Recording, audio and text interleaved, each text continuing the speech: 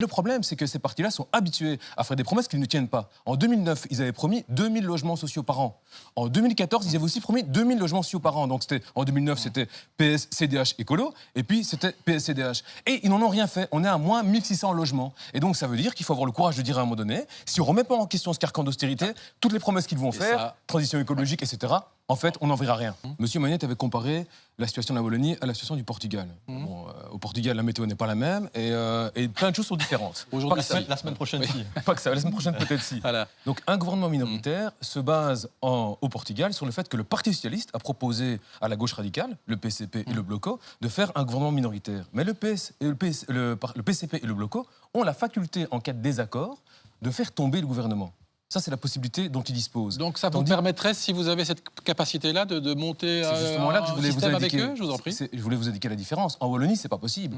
En Wallonie, c'est pas possible. On est dans un gouvernement de législature. Donc ça veut dire que vous êtes élu pour 5 ans. Le système politique ne le permet pas. Vous êtes élu pour 5 ans. Donc ça veut dire que, en fait, ce levier, donc ce rapport de force, vous ne l'avez pas. La seule possibilité qui reste à ceux qui voudraient éventuellement changer ce gouvernement minoritaire, c'est alors pour le PTB, par exemple, de s'allier avec le CDH ou avec le MR, ce qui n'est évidemment pas possible.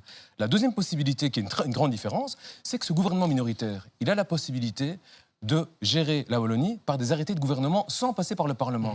Et donc ça revient donc pour les autres formations politiques à signer en fait un chèque en blanc à ce gouvernement minoritaire. Donc autrement, vous n'êtes pas prêt à le soutenir non plus, ce gouvernement minoritaire. Quand on en parle, ça a l'air démocratique, mais en fait, c'est pas démocratique. Et le vrai vous revenez sur votre décision de ne plus négocier du tout avec le PS. Non, pas du tout. Absolument pas, parce que le vrai débat, et ce que les gens nous demandent, c'est de savoir, par rapport, par exemple, aux 40 000 personnes qui n'ont pas de logement et qui sont sur des listes de logement social, qu'est-ce qu'on va faire? Ne faisons pas le débat de la semaine dernière. Qu'est-ce qu'on va faire? Mais ça, c'est le fond, monsieur. C'est le fond, et on doit pouvoir parler du fond au lieu de parler de la couleur des portefeuilles ministériels. Quand on parle de société civile, il y a une partie de la société civile, syndicats, mutualités, associations, ils se sont dressés par des manifestations, par des actions. Donc il faut de l'argent. Il n'y a plus d'argent, vous le savez. Justement, ça c'est le débat qu'on ne veut pas avoir. C'est le débat sur le carcan austéritaire européen. Moi je pense qu'il devrait avoir le courage de dire que tous les investissements sociaux, économiques, écologiques qu'ils vont promettre, en fait c'est pas possible, ils ne vont pas le faire.